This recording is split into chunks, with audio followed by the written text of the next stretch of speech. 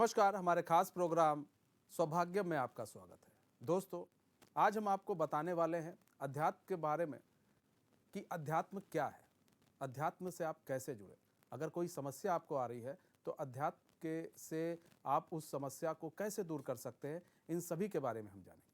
और हमारे साथ अध्यात्म के गुरु बैठे हुए हैं, स्वामी जितेंद्र महाराज जी। स्वामी जितेंद्र महाराज जी, स्वागत है चैनल में आपका। स्वामी जितेंद्र महाराज जी, हम ये चाहेंगे कि सबसे पहले आप अपना परिचय दर्शकों को खुद दें। मेरा नाम जितेंद्र शर्मा है। अध्यात्म यात्रा शुरू करते करते मैं जितेंद्रिय स्वामी महाराज की उपाधि मुझे मिली है। मैंने अध्यात्म बहुत गहराई से जाना है इसको। एक समय ऐसा था कि मैं अपने जीवन की शुरुआत कर रहा था, अपने करियर की शुरुआत कर रहा था। मुझे किसी भी तरीके से समाधान नहीं मिला। मैंने बहुत प्रयास करा, सारे उपाय करे, सब कुछ करा, लेकिन मंजिल तक नहीं पहुंच पाया। फिर एक दिन शांति से मैं एक कमरे में बैठा। मैंने अपने आप को, अपने बारे में जानने की कोशिश करी। मैं कौन हूँ, क्या हूँ और मेरे जीवन का क्या लक्ष्य है। शुरुआत मेरी 2 मिनट से हुई थी। धीरे धीरे करते करते मैंने ये अभ्यास 1 घंटे तक लगाया। फिर 1 घंटे तक अभ्यास करते करते यहाँ से मेरी अध्यात्म यात्रा शुरू होती है। और अध्यात्म को इतनी गहराई से मैंने जाना है, और जो मैंने जाना है प्रभु ने मुझ पर कृपा करी है। ये मेरा सौभाग्य है और मैं सौभाग्य चैनल में आके जुड़ा हुआ हूँ। मैं ये जानना चाहता हूँ कि जो आज हमारे समाज में जिनको दिशा नहीं मिल रही है, सबसे पहले वो अपने बारे में जानें, अध्यात्म को समझें। और इसी अध्यात्म के विषय में हम चर्चा करेंगे आज। और अध्यात्म के गूढ़ रहस्य, ये क्या है, इसको किस तरीके से करना चाहिए, इसके फ़ायदे क्या होते हैं, इसी बारे में सारी चर्चा हमारी शुरू होती है। स्वामी जी, पंचांग के बारे में हम जानना चाहेंगे कि दर्शकों को पंचांग बताएं, आज का पंचांग क्या होने वाला है। बेसिकली पंचांग हमें सबको जानना चाहिए। सनातन धर्म हमारा चला आ रहा है, तो सनातन धर्म की जो हमारी कुछ मूल जानकारियाँ हैं वो प्रत्येक व्यक्ति को पता होनी चाहिए। जैसे कि दिन का आरंभ, सूर्य उदय कितने बजे होता है और सूर्यास्त किस समय होता है।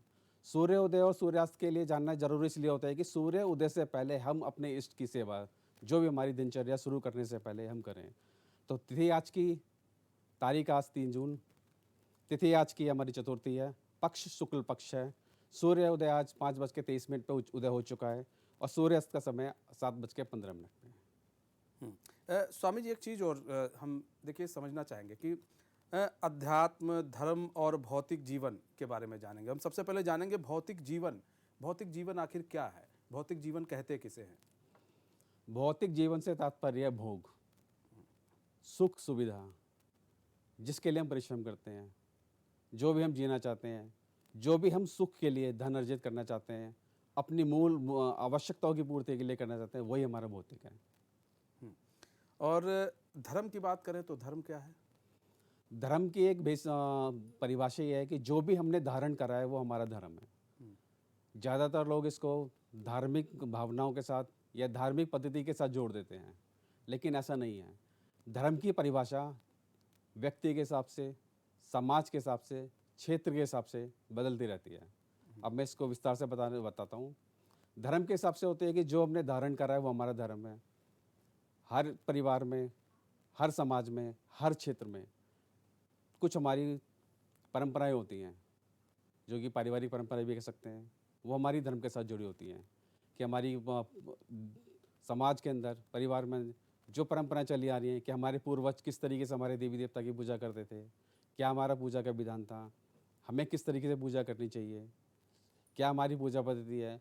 पूजा पद्धति और देवताओं के भोग में हमारा क्या क्या होता है। देवताओं के भोग भी अलग अलग होते हैं, तो यहाँ से हम धर्म को धार्मिक भावनाओं के साथ जोड़ देते हैं।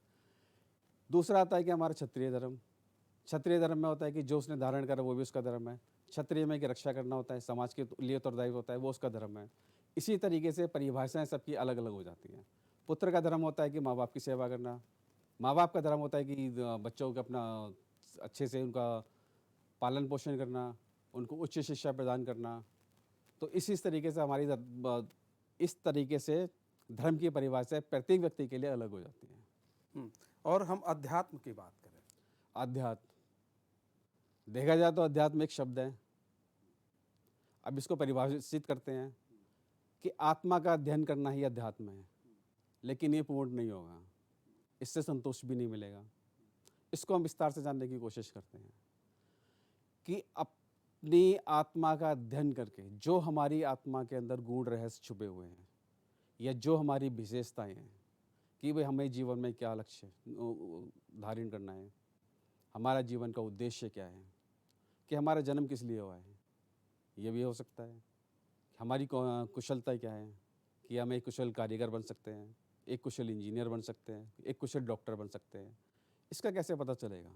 जब तक आप अपने अंदर झांकेंगे नहीं तब तक आपको नहीं पता चलेगा। अध्यात्म का एक छोटा सा मैं एक उदाहरण देना चाहता हूँ। आज से 50 साल पहले या 100 साल पहले जो भी हमारे पूर्वज थे ग्रामीण थे। उस समय ना कोई ज़्यादा मंदिर बड़े हुआ करते थे, ना किसी देवी देवता की मूर्तियाँ हुआ करती थी, ना ही कोई विशेष पूजा पद्धति होती थी। मैं कह सकता हूँ कि हमारे पूर्वज जो थे वो बहुत अच्छे धार्मिक थे सामाजिक तौर पे, लेकिन धार्मिक की जो परिभाषा होती है वो अलग अलग भी आती है थोड़ी सी। सामाजिक तौर पे मैं इसलिए कहूँगा कि वो एक गृहस्थ में रहा करते थे, वो सन्यासी भी नहीं थे। सन्यासी जो हमारे पूर्वज थे वो पूर्णतः आध्यात्मिक थे। उनको कुछ करने की ज़रूरत नहीं होती थी, उनकी मानसिकता इतनी अच्छी होती थी कि जो सोचते थे वो कार्य कर लेते थे। चलो मैं वापस आता हूँ हमारे पूर्वजों के पास, जो कि साधारण जीवन शैली में भी आध्यात्मिक कैसे हो सकते हैं। साधारण जीवन शैली में भी आध्यात्मिक हम कैसे बन सकते हैं। पहले हमारे समाज में होता था कि कृषि प्रधान थे, हमारे पूर्वज सारे कृषि करते थे, ग्रामीण थे सारे के सारे, ज़्यादा साधन नहीं थे, सुविधाएं नहीं थी, मंदिर नहीं थे, पूजा पद्धति भी किसी को नहीं पता था। एक उनका सिंपल सा नियम था कि जो भी अपनी मेहनत से जो फसल आती थी, फसल कटने के बाद वो अपने देवताओं को अर्पण करते थे, उसके बाद वो घर में भोग लगाते थे। लेकिन यही अध्यात्म है। उनका दृढ़ संकल्प इतना था, जिस इसकी पूजा करने हैं, जिसको वो मानते हैं, मानसिक तौर पे वो इतना दृढ़ संकल्प से मानते थे कि उनका पूर्ण विश्वास था कि वो ईश्वर उनकी मदद करते हैं, और ऐसा होता भी था। ये मैंने अपने गांव में भी देखा है। जो हमारे पूर्वज होते थे उनका विश्वास इतना ज़्यादा होता था कि अगर उन्होंने कह दिया कि भाई ये हमारे देवता, हमने उनको भोग दे दिया, वो देवता उनकी मदद करने भी आते थे। लेकिन जैसे जैसे हमारा गांव से शहरीकरण होना शुरू हो गया, उस तरीके से हमारे जीवन में समस्या बढ़ गई। समस्या इसलिए बढ़ गई, ना तो हम धार्मिक रहे, ना हम आध्यात्मिक रहे, एक दौड़ में भागते जा रहे हैं। जो सुबह शुरू होती है शाम को खत्म होती है, फिर अगले दिन शुरू होती है। हमारी पुरानी परंपराएं खत्म होती जा रही हैं, हमारी पूजा पद्धति खत्म होती जा रही है। तो इसलिए अध्यात्म होना सबसे ज़्यादा ज़रूरी है। जब आप आध्यात्मिक बनते हैं तो अपने बारे में ज़्यादा देखते हैं, अपनी अच्छाइयों के बारे में देखते हैं, अपनी बुराइयों के बारे में देखते हैं, अपने कर्म के बारे में देखते हैं। जब आप ये सारी चीज़ें देख के चलेंगे तो फिर आप गलत काम करने से पहले सोचेंगे कि भाई मैं करूँ या नहीं करूँ। लेकिन जब आप आध्यात्मिक नहीं होते हैं तो आप कुछ सोचते ही नहीं हैं। जो आपको ठीक लगता है, जो आपको उचित लग रहा है, जो आपको ठीक लग रहा है, आप वैसे ही करना शुरू कर देते हैं। वैसे ही करना शुरू करते हैं तो उसके हिसाब से कुछ मर्यादित होती है, कुछ अमर्यादित होती है। तो उसी के हिसाब से हमारे जीवन में समस्या बढ़ती चली आ रही है। और ये समस्या हमारे जीवन में इतनी ज़्यादा भी बढ़ जाती है कि हम इसका समाधान ढूंढते ढूंढते परेशान हो जाते हैं, लेकिन हमें समाधान नहीं मिलता। और जब हमें समाधान नहीं मिलता फिर हम दोष दूसरों पे देते हैं। लेकिन यहाँ पे हम अपने कर्म को नहीं देखते हैं। अगर आप आध्यात्मिक होते तो आप सबसे पहले अपने कर्म सही करते हैं। कर्म सही करेंगे तो आपके जीवन में कष्ट कम आएंगे। जहाँ आपके कर्म खराब होंगे वहाँ आपके जीवन में कष्ट आना शुरू हो जाते हैं। और फिर आप कितने भी इसके समाधान कर लीजिए, कितने भी उपाय कर लीजिए, आपको पूर्णतः उसका लाभ नहीं मिलेगा। मिल जाएगा किसी योग आचार्य के द्वारा, किसी योग ज्योतिषाचार्य के द्वारा, या जो भी उनकी विशेषताएं हैं, वो तो अपना पूरा प्रयास करेंगे कि आपको पूरा समाधान मिले। लेकिन जो आपके कर्म है, कर्म को आपके अलावा कोई नहीं सही कर सकता। उनके प्रयासों का फल आपको 20% भी मिल सकता है, 50% भी मिल सकता है, 70% भी मिल सकता है, लेकिन 100% नहीं मिलेगा। 100% इसलिए नहीं मिलेगा, पहला तो आपका विश्वास नहीं है, दूसरा उस विषय में आपकी जानकारी नहीं है। जिस विषय में जानकारी नहीं होती उसमें विश्वास नहीं आता, और विश्वास नहीं आएगा तो आप जो भी आप उपाय करेंगे, जो भी आपके आचार्य, गुरुजन या ब्राह्मण देव ने आपको जो भी समाधान बताया है, उसमें आप करने की भी कोशिश करेंगे तो पूर्णतः विश्वास ना होने के कारण उसका जो पूर्णतः फल आपको मिलना चाहिए वो आपको नहीं मिलेगा। लेकिन यहीं आप आध्यात्मिक होंगे तो आपको पता होगा कि आपके कर्म खराब कहाँ हैं। जी आप उसको तो समझेंगे भी, उसके बारे में सोचेंगे भी, जी फिर अपने गुरुजन या विद्वान से परामर्श लेंगे। अगर उन्होंने फिर समाधान बताया तो मेरा ये दावा है कि आपको 100% उसका पूर्णतः लाभ मिलेगा और आपको ज़्यादा भटकना भी नहीं पड़ेगा। जी। तो मतलब अध्यात्म की ओर लोगों को रहना चाहिए, ज़रूरी है अध्यात्म की ओर रहने के लिए। तो वक्त हो चला एक छोटे से ब्रेक का, तो कहीं मत जाइए, बने रहे हमारे साथ, तो देखते रहिए सौभाग्य।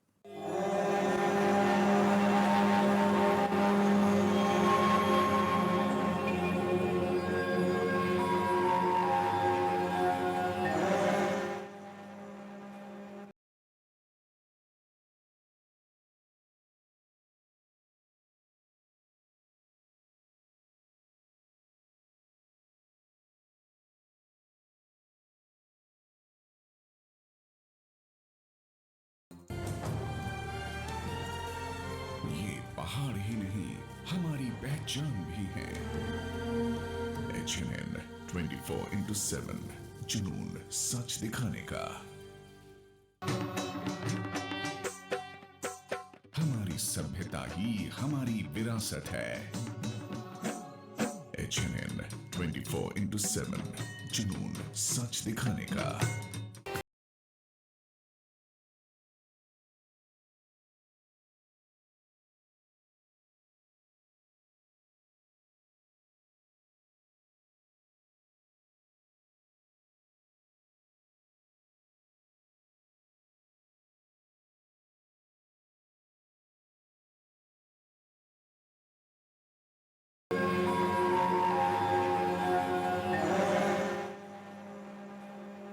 ब्रेक के बाद फिर स्वागत है आपका। हमारे साथ अध्यात्म गुरु जितेंद्रिय महाराज जी जुड़े हुए हैं। तो गुरु जी, हम ये जानना चाहेंगे कि आखिर हम भौतिक जीवन में इतना उलझे हुए क्यों रहते हैं?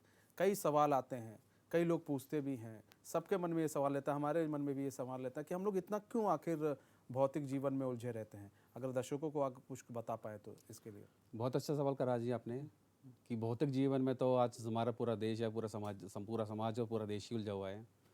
आपका प्रश्न बहुत अच्छा है।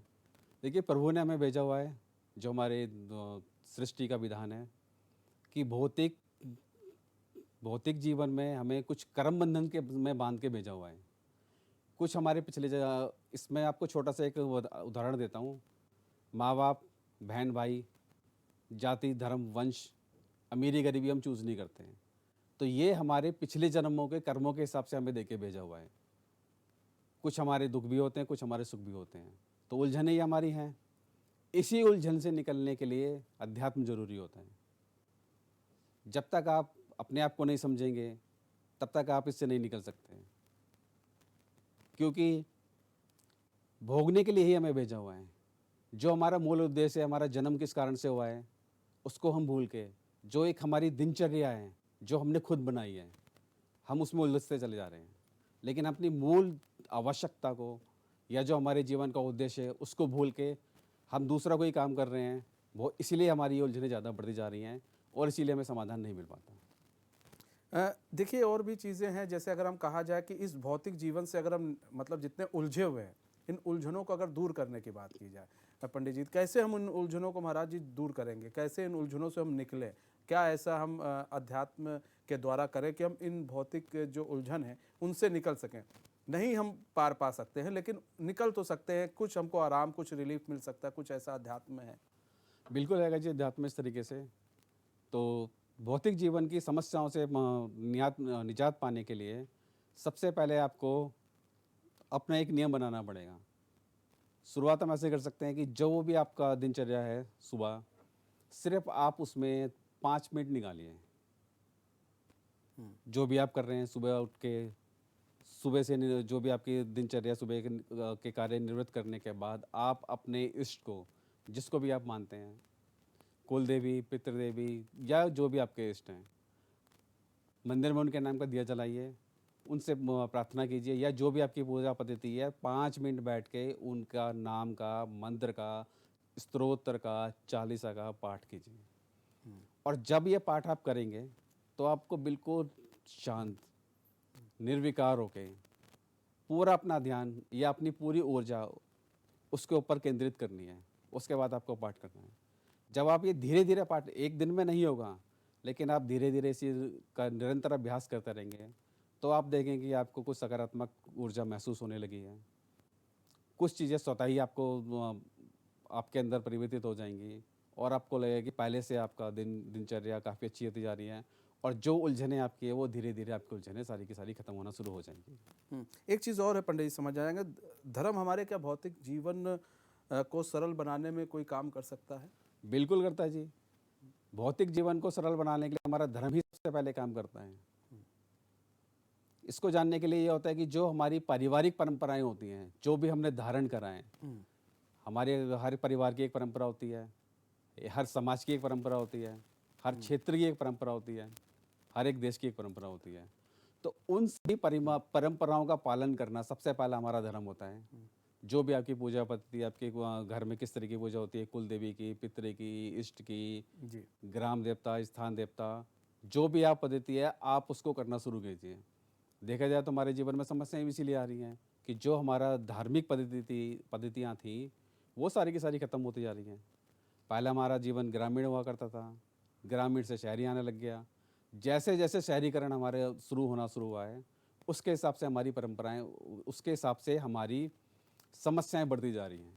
क्योंकि जो मूलभूत हमारी जो परंपराएं थी, जो आवश्यकताएं थी, वो सारी की सारी बदलती जा रही हैं। उसमें बदलाव आ रहा है। जब भी किसी चीज़ में परिवर्तन आता है या परिवर्तित होती है तो उसका सकारात्मक और नकारात्मक प्रभाव हमारे जीवन में जरूर पड़ता है। तो आज के जो भौतिक जीवन में उलझन है उसका कारण यही है। बचने के लिए यह है कि शुरुआत हमें धार्मिक होकर करनी चाहिए, उसके बाद धीरे धीरे करके हमें अध्यात्म के अंदर आना चाहिए। गुरु जी, एक सवाल और भी उठता है कि धर्म से ऊपर भी कुछ है, और है तो क्यों है और कैसे है? धर्म से ऊपर भी है कुछ, अध्यात्म है। क्योंकि धर्म में हमें दिखा चीज़ें जो हमारी होती हैं वो हमारी बाहर से होती हैं। अध्यात्म में हमारी चीज़ें सारी की सारी अंदर से होती हैं। जैसे कि हमारे इष्ट होते हैं, हमारी पूजा पद्धति जो या हमारी वैदिक परंपरा हो गई, हम अपने इष्ट की पूजा करते हैं। हमें फूल भी चाहिए, फल भी चाहिए, मिठाई भी चाहिए, धूप भी चाहिए, दीप भी चाहिए, जल भी चाहिए, और कुछ जो भी आवश्यकता की चीज़ें होती हैं हमें सारी की सारी रखनी होती हैं। तो धार्मिक मंत्रों के द्वारा, ये हमारा धार्मिक परंपराओं के हिसाब से हमें उसको इसकी सेवा में हमें दिखाना पड़ता है जो हमने करा है। लेकिन अध्यात्म में ऐसा नहीं होता। अध्यात्म में आपको शांत रहना है, अपनी आत्मा के द्वारा मूलभूत जो आपके आत्मा है, आत्मा से परमात्मा का मिलन कैसे होता है वो आपकी यात्रा होती है।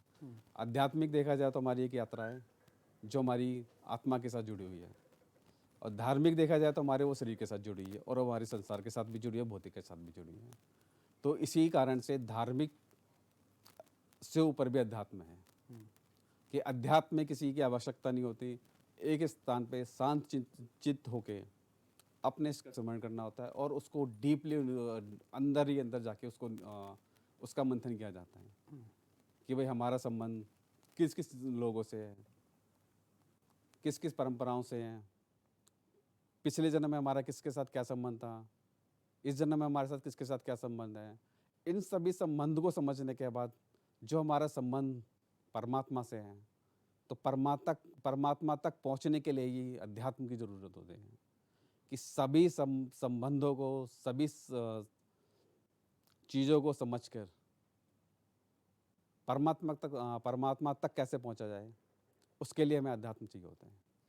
अच्छा, एक चीज़ और समझना चाहेंगे, धर्म और अध्यात्म ये दोनों से कितना जुदा है, दोनों से कितना अलग है? धर्म और अध्यात्म की बात कर लें तो देखा जाए तो धर्म और अध्यात्म एक सिक्के के दो पहलू हैं।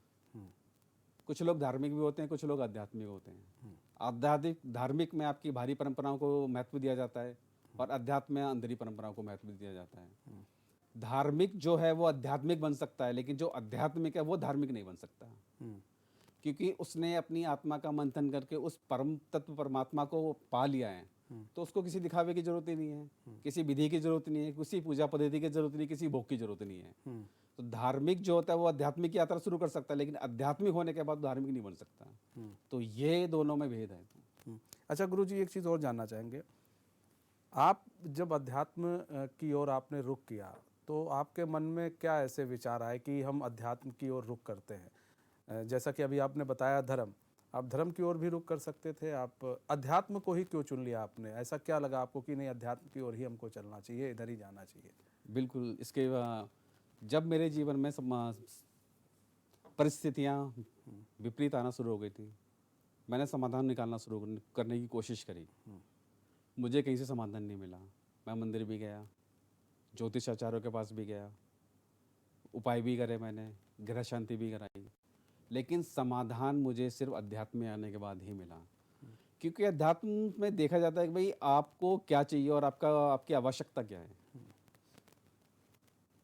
जो भी व्यक्ति हैं सक्सेस हो चुके हैं, उनका वही लक्ष्य है, लेकिन जो सब कुछ करने के बाद भी उनको सफलता प्राप्त नहीं हो रही है, तो कहीं ना कहीं वो कमी आ रही है। एक छोटा सा एक उदाहरण देना चाहूँगा। भाई पढ़ाई कर ली, पढ़ाई में बहुत अच्छे मार्क्स आ गए, पैसे की कमी नहीं है, ज्ञान की कमी नहीं है, सुख सुविधा की कमी नहीं है, नौकरी की कमी नहीं है, सामाजिक तौर पे देखा जाए अच्छी उपाधि मिली हुई है, लेकिन फिर भी मन को शांति नहीं मिली। भाई कुछ और करना है, क्या करना है नहीं पता, कोशिश करते हैं कि करने की, किस दिशा में जाएं, क्या सोचें, क्या करें क्या नहीं करें, फिर भी नहीं पता। तो ये अध्यात्म है। तो मैंने भी जब अपने जीवन में शुरुआत करने की कोशिश करी, तो मैंने सब कुछ करने की कोशिश करी। मैंने पढ़ाई भी करी, जॉब भी करी, अच्छी प्रोफाइल में भी नौकरी थी, ज़्यादा समय नहीं टिका। एक मेरे अंदर से आवाज़ आती थी कि भाई जो मैंने करा है, एक समय के बाद मुझे उससे बोरियत होने लग जाती थी। नहीं, ये मेरे जीवन का लक्ष्य नहीं, मेरे जीवन का लक्ष्य कुछ और है। फिर मैंने दोबारा करा, नहीं ये भी मेरे जीवन का लक्ष्य नहीं, मेरे जीवन का कुछ लक्ष्य और है। ऐसे करते करते मुझे समय बहुत लगा, क्योंकि मेरे पास ज्ञान नहीं था कि मुझे कहाँ जाना है, मार्गदर्शन नहीं था मेरे पास कि मुझे क्या करना है, कोई बताने वाला भी नहीं था। इसलिए फिर धीरे धीरे धीरे करते करते काफ़ी भटकने के बाद फिर मैं अध्यात्म के अंदर आया था। और यही मुझे इसलिए मुझे लगता है कि भगवान ने मुझे इसीलिए भेजा हुआ था, और यही मेरे जीवन का लक्ष्य है। यही आपके जीवन का लक्ष्य है। बहुत बहुत धन्यवाद स्वामी जी हमारे साथ जुड़ने के लिए और अपना बहुमूल्य समय देने के लिए। तो अभी हम आपको अध्यात्म के बारे में बता रहे थे, अध्यात्म क्या है, अध्यात्म से कैसे जुड़े, भौतिक और जीवन, धर्म, अध्यात्म कैसे अलग हैं, ये सब हमको स्वामी जी बता रहे थे। और दर्शकों, जाने से पहले हम आपको बता दें कि अगर किसी भी ज्योतिषाचार्य से, हमारे किसी एस्ट्रोलॉजर से, किसी अध्यात्म गुरु से या फिर किसी टैरो कार्ड रीडर से अगर आपको कोई भी प्रश्न पूछना हो, कुछ भी अपने समस्या का निस्तारण जानना हो, आपकी कोई समस्या आ रही है उसके बारे में जानना हो, उसको कैसे दूर किया जाए, तो टीवी स्क्रीन पर एक नंबर चल रहा है, उस नंबर पर आप संपर्क कीजिए। एक मेल आईडी चल रही है, उस मेल आईडी से भी आप संपर्क कर सकते हैं।